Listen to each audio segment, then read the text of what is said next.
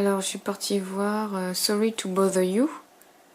Alors, c'est un scénario et réalisation de Boots Riley. Comme star, Lakeith Stanfield et Tessa Thompson. Alors, le film était dans la compétition du Sundance Festival. Alors, de quoi ça parle? C'est un film avec un personnage principal. C'est un noir américain, il s'appelle Cassius Green. Et il vit dans un garage d'un particulier. Il a du retard sur son loyer. Sa voiture est pourrie, donc il n'a pas trop d'argent.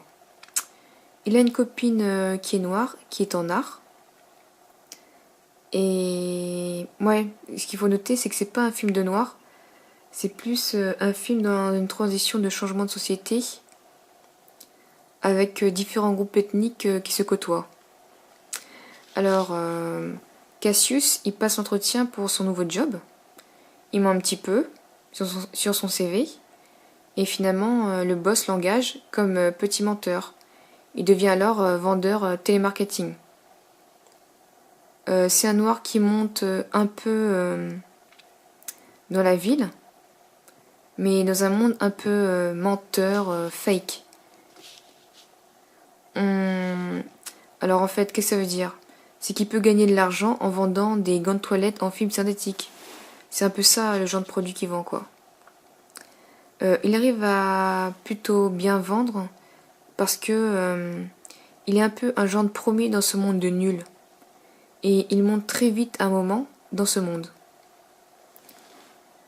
Au cours du film, il y a des choses qui vont changer, qui vont le pousser à faire certaines choses.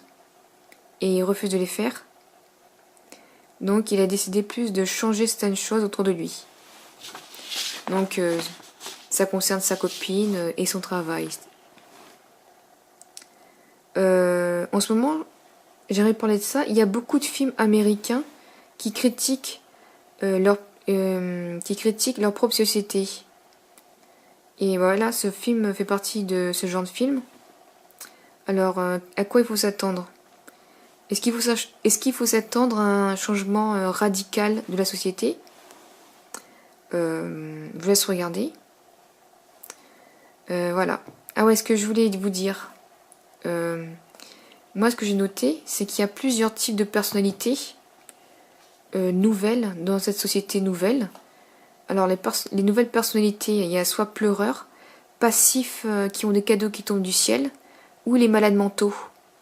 Donc, Cassius, dans ce film, il est plus un pleureur. Voilà, je vous laisse voir le film. C'est un bon film. Un assez bon film. Pas un bon film, un assez bon film.